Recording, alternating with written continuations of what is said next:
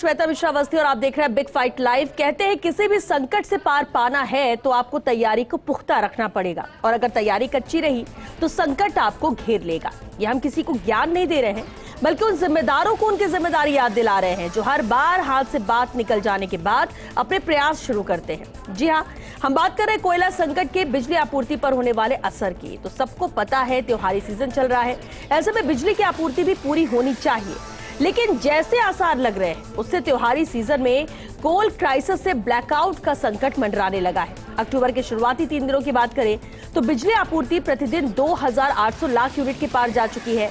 अब एक और जहां बिजली आपूर्ति लगातार बढ़ रही है, वहीं प्रदेश के अधिकांश बिजली घरों में केवल 3 से 7 दिन का ही कोयला बचा हुआ है।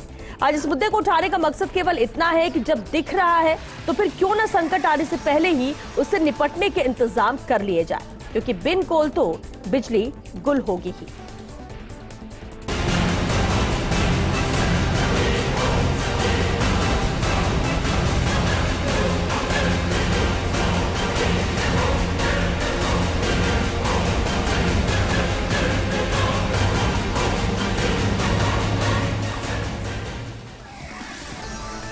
कोयला क्राइसिस का इफेक्ट, त्योहार से पहले बढ़ा संकट, 3 से 7 दिन का बचा स्टॉक, बिन कोल बिजली गुल। जी हाँ, बेहद खास मुद्दा है और इस पर चर्चा के लिए बेहद खास मेहमान हमारे साथ जुड़ चुके हैं। सबसे पहले इनसे रूबरू करा दे आपको।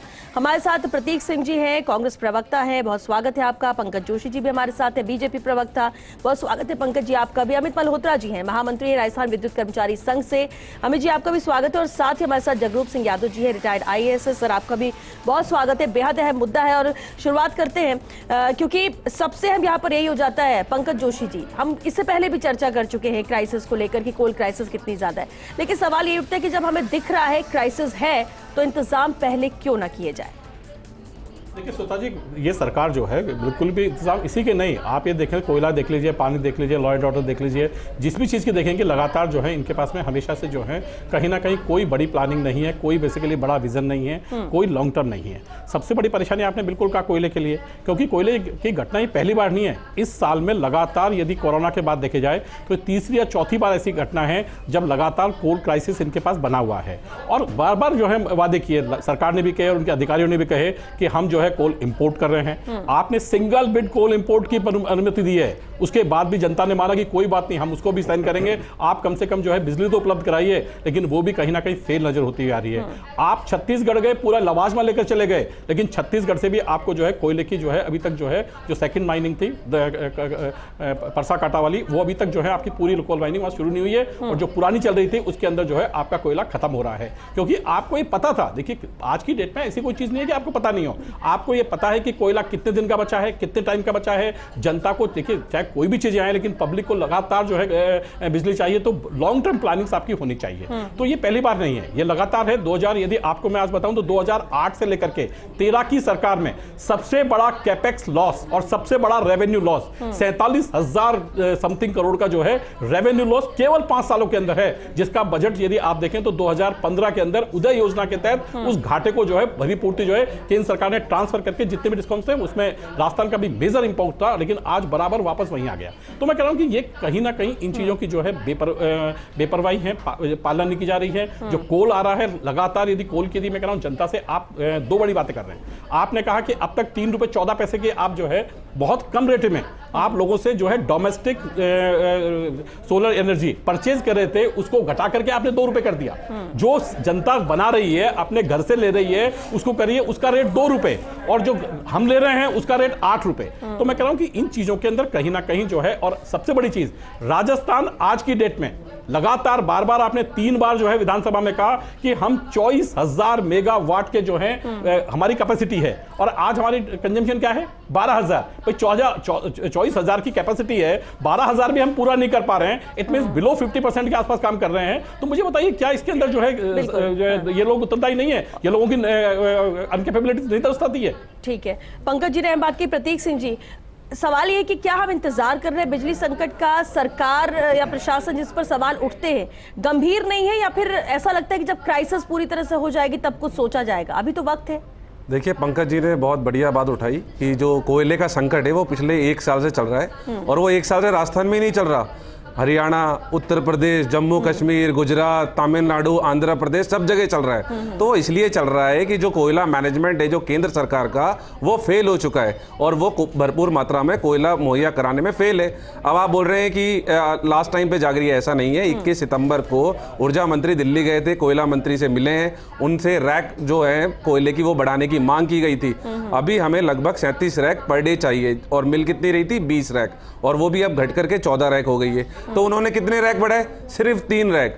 जो छत्तीसगढ़ की माइनिंग की बात कर रहे हैं, वो छत्तीसगढ़ में माइनिंग इसलिए चालू नहीं हो पाई है, वहां पे वनकर्मी आदिवासी अपने जल जंगल और जमीन के लिए कुछ आंदोलनरत हैं, इसलिए वहां पे हो नहीं रही है। तो ऑल्टरनेट करके हमने तो यही तो मांग की थी। ऊर्जा मंत्री जी तो 21 सितंबर को चले गए थे, जब हमारे पास में 14-15 दिन का सरप्लस कोयला था। आज ये कम हो गए, पूर्ति नहीं कर रहे हैं, बिल्कुल पूर्ति नहीं कर रहे हैं। और पंकज जी शायद मेरे ख्याल में आधा अधूरा पड़ा था। 23,000 मेगावाट की हमारी क्षमता है, 24,000 की नहीं है। 23,000 मेगावाट आपकी क्षमता है राजस्थान की, लेकिन कोयला मिल नहीं रहा है, इसलिए 12,000 मेगावाट बिजली बन रही है। हम बार बार केंद्र सरकार से मांग कर रहे हैं कि कोयला आपूर्ति को सुचारू कीजिए, आप कोयला आपूर्ति सुचारू कर दीजिए। अगर हम बिजली देने में अगर असफल हो तो फिर आप बोलिएगा, जो बोलेंगे वो करेंगे। अमित मल्होत्रा जी, आखिर एक जवाब दीजिए। पहली बात देखिए, मुझे बताइए कि बेसिकली जो है स्टेट का माइनिंग डिवीजन किसने किया था कोयले की? आपके पास पूरी माइनिंग डिवीजन है कि नहीं है? आपके पास पूरी माइंस है कि नहीं? कोल इंडिया कितनी माइंस निकालता है प्राइवेट सेक्टर की? कोल इंडिया कितनी प्राइवेट सेक्टर की माइंस निकालता है जिसको बेचता है? केवल कोल इंडिया जो है। और आज जो कह रहे हैं यूपी के अंदर, किसी भी प्रदेश के अंदर लगातार जो है 50% से ऊपर प्रोडक्शन लेवल बढ़े हुए हैं। राजस्थान का प्रोडक्शन लेवल केवल 8% बढ़ा है, केवल 8% जो इलेक्ट्रिसिटी में बढ़ा हुआ है, बाकी 50% से ऊपर बढ़े हुए हैं जो बड़े है। और उनके पास सुचारू बिजली है, लगातार बिजली दे रहे हैं, लेकिन कहीं ना कहीं राजस्थान में आज सबसे महंगी बिजली है। ठीक है, इसका जवाब लेंगे प्रतीक जी, आपसे जवाब लेंगे, लेकिन पहले अमित मल्होत्रा जी भी हमारे साथ। एक सेकंड के लिए, एक मिनट पंकज जी वापस लौटेंगे सर। चलिए सुनिए, ठीक है। एक सेकंड में गुजरात पावर कॉर्पोरेशन के जो सीएमडी है, वो चेयरमैन है, पिछले दिनों वो छत्तीसगढ़ गए थे कि हमें कोयला दे दो। वो केंद्र सरकार से निराश हो चुके। ये मैं नहीं कह रहा, ये खबर है, ये लीजिए, ये आप जून कर लीजिए। आप बोल रहे हो, आप झूठ बोल रहे हो यहाँ बैठ करके। केंद्र सरकार कंजम्पशन क्या है? गुजरात में जितना कंजम्पशन है उससे ज्यादा गैस कंजम्पशन है भाई। आप अध्ययन करके आए? नहीं, मैं तो अध्ययन, मैं तो खबर बता रहा हूँ, मैं खबर बता रहा हूँ, आप खबर पढ़ लो। आप बिना पढ़े आ जाते हो और यहाँ पे बोलते रहते हो। आप हमेशा बिना पढ़े आते हो, आप बिना पढ़े आते हो। नहीं, आप बिना पढ़े आ रहे हो। एक मिनट सुनिए सर, प्रतीक जी, पंकज जी, दोनों आप सुनिए सर, सुनिए। यहाँ पर हमारा बिल्कुल मकसद ये नहीं कर सवाल, संकट नहीं है, सिर्फ राजस्थान में। राजस्थान में एक कोयला संकट, आप ये बोल रहे हैं कोयला संकट राजस्थान में है। एक मिनट सुनिए प्रतीक जी, आपने भी बात रख ली। आपने भी देखिए, इस मुद्दे को उठाने का मकसद सिर्फ ये है कि अभी 3 से 7 दिन की बात कही जा रही है, क्यों ना सजग हो। अगर ढिलाई दी जा रही है तो उसमें हम किसी सरकार की किसने क्या किया किसने नहीं किया, देखिए हम और आप सभी राजस्थान में ही रहते हैं। दिक्कत होगी तो सभी को दिक्कत होगी, और अगर समाधान निकलेगा तो सबके लिए अच्छा होगा। बात सर उस पर करते हैं, ठीक है, आप लोग आंकड़े पेश करिए, लेकिन इस तरह से सवाल नहीं कि एक दूसरे पर बस आरोप ही लगाए जाते रहे।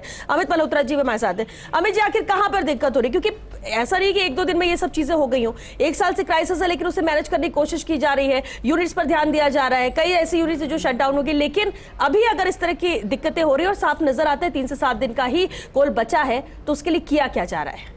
देखिए श्वेता जी, बिल्कुल आपकी बात बिल्कुल सही है, और मैं पंकज जोशी जी से भी स्वीकार रखूंगा कि जब 1 साल से हमारे यहाँ पे बिजली संकट चल रहा है, तो पहला सवाल तो प्रशासन से यह है कि हमारे यहाँ पर जो खुद की 2 इकाइयाँ हैं वो आज तक बंद क्यों पड़ी है?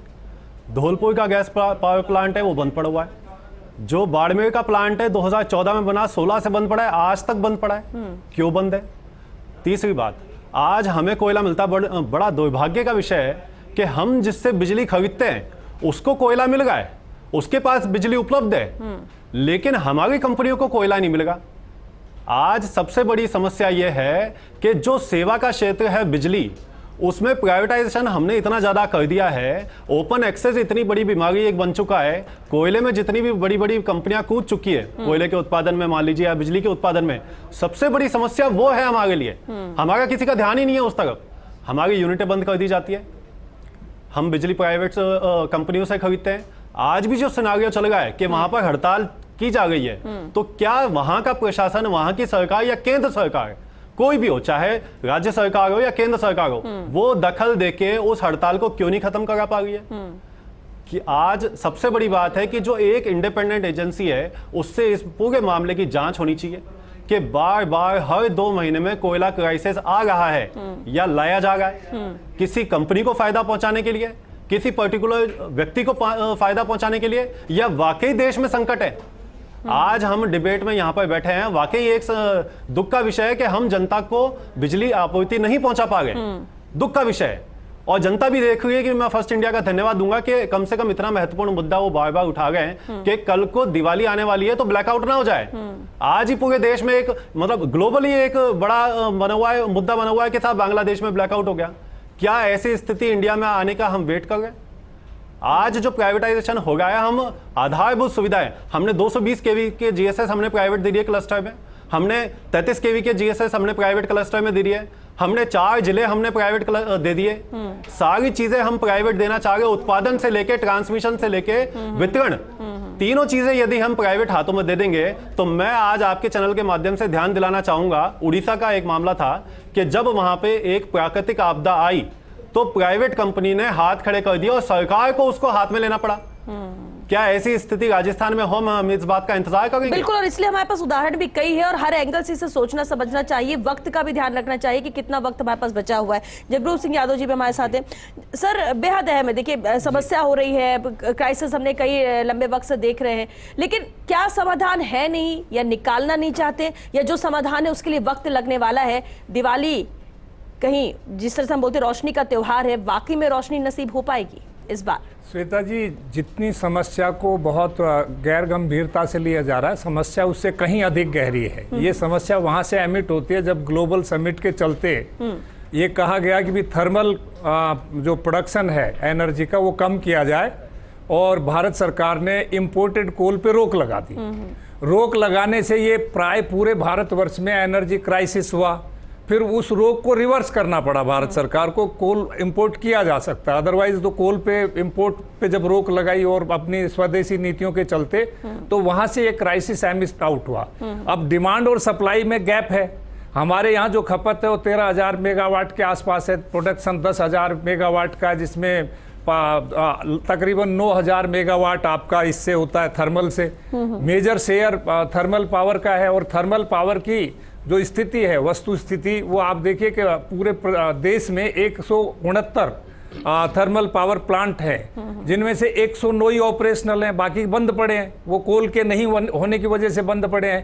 कोल जो है उसका प्रोडक्शन, एक्सकेवेशन, आवंटन ये भारत सरकार के नियंत्रणाधीन है, इंपोर्ट भी उनके नियंत्रणाधीन है। तो जहां 169 जो कोल आपके प्रोडक्शन सेंटर हैं इसके थर्मल कोल के, जो अब जिनसे बिजली बनती है, उनमें से 109 ही चालू हैं। उन 109 में भी 25% ही स्टॉक का अवेलेबल है, 75% उनके पास लैकिंग है। तो मुझे ये डर है कि कहीं ना कहीं ये ब्लैकआउट की नौबत, जैसा कि आशंका जताई जा रही है, जिस तरह से फर्स्ट इंडिया भी गंभीर है, हर आम नागरिक गंभीर है। सस्ती महंगी का तो दूसरा सवाल है, लेकिन क्या बिजली उपलब्ध हो पाएगी? क्योंकि रिन्यूएबल सोर्सेज, जैसे पंकज जी की इस बात का मैं समर्थन करूंगा कि हमने जैसे सोलर एनर्जी में भी राजस्थान अग्रणी है। यहाँ सोलर एनर्जी का बहुत व्यापक स्कोप है, प्रदेश में, देश में हम नंबर 1 पे हैं। उसका प्रोडक्शन होता है। रूफटॉप एनर्जी में हमें और इंसेंटिवाइज करने की जरूरत है। और साथ ही जो सोलर एनर्जी प्रोड्यूस होती है उसका रेट कंपटीशन के चलते शायद कंपनियां 3 रुपए से खरीदती हैं, डोमेस्टिक प्रोडक्शन का शायद 2 रुपए कुछ पैसा ही बाई करती हैं। तो उससे मैं समझता हूं कि जब हम इंसेंटिव नहीं देने के बजाय जो बाजार से बिजली खरीद रहे हैं वो 10-12 रुपए प्रति यूनिट के हिसाब से खरीद रहे हैं, तो हमें इन प्रयासों को बढ़ाना चाहिए। और ये जो फ्री मार्केटिंग हुई है, जिसमें प्राइवेट कंपनियों का आगमन हुआ है, नीतियों का, उसके चलते बिजली यहाँ पे उत्पादन करके वो दूसरे प्रदेशों को बेच रहे हैं। तो हालांकि एनर्जी की डेफिशिएंसी तो सभी जगह है, लेकिन हमारे यहाँ उत्पादित हो रही है। ले प्रदेश के, हमारे प्रदेश के अतिरिक्त दूसरे प्रदेश उसको सस्ती दरों पे ले रहे हैं, या जो भी दरों पे वो प्राइवेट कंपनियां बेच रही। लेकिन हमें जो बिजली मिलनी चाहिए, यहाँ का प्रोडक्शन तो वो खरीद रहे हैं 2-3 रुपए पर यूनिट के हिसाब से, और बेच वो महंगा रहे। और हम दूसरे प्रदेशों से या जो भी फ्री मार्केट लैंडसर हैं उनसे 12 रुपए प्रति यूनिट के हिसाब से खरीद रहे हैं। अभी एनर्जी नीड, ये लीन सीजन है, इसमें 31% बढ़ गया है। आगे दिवाली है और कृषि के हिसाब से भी बिल्कुल, जो और इसको मांग भी- बहुत अधिक बढ़ेगी, तो इसको ये भी ध्यान में मुझे रखने की खौफ जरूरत है। है। हाँ। इस बात का डर है कि कहीं ऐसा नहीं हो कि ये मिसमैनेजमेंट, अगर ये चलता रहा, थर्मल का भी हमें विकल्प खोजना है, क्योंकि 2030 तक तो इसको सने सने घटाना है और बिल्कुल। 2050 तक थर्मल और से ये हम वक्त प्रोडक्शन रहते ही करना बंद होगा, करना क्योंकि अगर देरी हुई तो उसके बाद अगर आप समाधान भी निकाल रहे हैं तो फिर फायदा क्या। लेकिन क्योंकि वक्त भी खत्म हो रहा है, एक रिएक्शन आप लोगों से जरूर चाहेंगे समाधान को लेकर, क्या होना चाहिए, क्योंकि देखिए अब क्या हुआ, किसने किया, हम इस पर बातचीत करेंगे तो उससे रास्ता नहीं निकलने वाला है। प्रतीक सिंह जी। देखिए, हम तो यही चाह रहे हैं कि अभी जगरूप जी ने भी बताया, तो हम तो केंद्र सरकार से हमारी मांग है कि सिर्फ कोयला आपूर्ति को सुचारू रूप से करें, जिससे कि आने वाले सीजन में राजस्थान की जनता को बिजली मुहैया हो सके। पंकज जी। देखिए, मैं कह रहा हूँ कि ये कोल के अंदर जो है सबसे बड़ी जो एनर्जी के सिस्टम के अंदर सबसे बड़ा, जगरूप जी को भी याद होगा कि सबसे बड़ा भ्रष्टाचार यदि है तो राजस्थान के जो है एनर्जी डेवलपमेंट में है। मैं कह रहा हूँ कि यदि आप जो है केवल ऐश का जो है, जो ऐश निकल रही है उसका परसेंटेज निकालिए कि ऐश का खेल कहां पर हो रहा है। ऐश का खेल के अंदर जो है सबसे ज्यादा ऐश निकल रहा है, लेकिन कोयला नहीं निकल रहा। दूसरा, आपके जो संबंधी जो लोग हैं, जिन लोगों से हैं, लॉन्ग टर्म प्लानिंग के तहत आप काम करिए, क्योंकि आप अभी भी, जो जगरूप जी ने कहा कि 2 रुपए यूनिट जो है आप पब्लिक से ले रहे हैं। आप लगातार 24,000 मेगावाट में से 13,000 मेगावाट का लगभग हमारा पास जो कैपेसिटी है वो सौर ऊर्जा की है, और लगातार अभी भी सबमिट करने जा रहे हैं, जिसमें अडानी जी आ रहे हैं, जिसको इन्होंने अभी कानून के रूप में काम करेंगे। लेकिन मैं कह रहा हूं प्रदेश के लिए आप क्या करेंगे ये तो बता जाइए, क्योंकि अभी जो अमित भाई ने कहा कि सबसे बड़ा जो गेम है कि आपके पास में रेवेन्यू जनरेशन का काम होना चाहिए था। आपके पास कैपेसिटी ऑलरेडी 24,000 की, तो मुख्यमंत्री जी आपने जो है 600 मेगावाट के नए प्लांट की घोषणा क्यों करी? जब आपके पास कोयला नहीं है तो व्हाई शुड यू बेसिकली जो है नई घोषणा कर रहे हैं कि भाई नई घोषणा करके माना चाहिए। ठीक है अमित जी, प्रायोरिटी में क्या होना चाहिए अमित जी? देखिए, प्रायोरिटी में पहली बात ये होनी चाहिए कि हमारे पास जो कोयला आना चाहिए वो अच्छी क्वालिटी का आना चाहिए। जब प्राइवेट कंपनी के पास अच्छी क्वालिटी का आता है और सरकारी निगमों उत्पादन इकाइयों के पास नहीं आता, तो एक संदेह पैदा होता है। दूसरी सबसे बड़ी बात, हमारी 2 इकाइयां बंद क्यों है, कब तक बंद रहेगी? जिन्होंने उसको बनाया था उन्होंने लॉन्ग टर्म प्लानिंग क्यों नहीं की, उनके खिलाफ क्यों नहीं कार्रवाई की गई? तीसरी बात, आज ऐसा कोई सरकार नहीं है जो हड़ताल समाप्त ना कर सके, तो इस बात की जांच होनी चाहिए कि हड़ताल क्यों नहीं समाप्त हो गई है। ठीक है। तो सबसे बड़ी बात यह है कि हमें इस उद्योग को सेवा का मानते हैं हम, तो हमको दिखाना पड़ेगा। आज यदि हम 5,000 मीट्रिक टन कोयला जो हम खरीदते हैं बाहर, यदि उसी कोयले को हम इंपोर्ट करेंगे तो 20,000 मीट्रिक टन आएगा। बिल्कुल, उसका भार निगमों पे क्यों डाला? एक फाइनल कमेंट चाहेगी जगरूप जी। मैं ये कहना चाहूँगा श्वेता जी कि एक तो इसमें थर्मल के अतिरिक्त हमारे जो वैकल्पिक स्रोत हैं, जैसे खास तौर से सोलर एनर्जी है और एटमिक एनर्जी की यूनिट बढ़ानी चाहिए। थर्मल पे डिपेंडेंसी अंततोगत्वा हमें समाप्त करनी है, तो हमें इस दिशा में देखना चाहिए। रिन्यूएबल सोर्सेज ऑफ एनर्जी, चाहे जो हमारे यहाँ संभावनाएं हैं, तो उनको ज़्यादा एक्सप्लोर करना चाहिए। और साथ में जो गैस आधारित जो बिजली उत्पादन जो 2 यूनिट हैं, उनमें हमें तत्काल अगर उनको इनिशिएट किया जा सकता है, शुरू किया जा सकता है, तो मैं समझता हूं कि इससे का तात्कालिक कोई रिलीफ हमें मिल पाएगा। और साथ ही इसका जो रेट दरों का भी मैं समझता हूं तार्किकरण करना चाहिए। जो इंडिजिनस प्रोडक्शन की दरें हैं उनको जैसे खरीद के ये कहीं ना कहीं नियामक को ये तय करना चाहिए कि उसका एक निश्चित फीसदी प्रदेश में ही दिया जाएगा, तो इससे हमारे प्रदेश का क्राइसिस कम होगा। बिल्कुल, बहुत अहम सुझाव है आप सभी ने दिए, क्योंकि वक्त खत्म हो चुका है। बहुत शुक्रिया आप सभी का इस चर्चा में शामिल होने के लिए।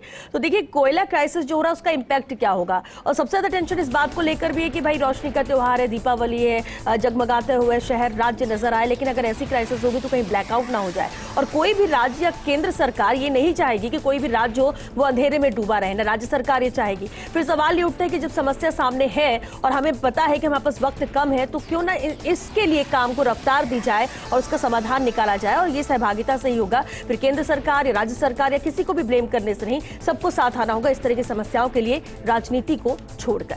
चलिए इंतजार करते हैं कि जल्द से जल्द समाधान निकल सके और दिवाली सबकी अच्छे से रोशनी के साथ यहाँ पर मनाई जा सके। चलिए इसी के साथ बिग फाइट लाइव में आज के लिए बस इतना ही।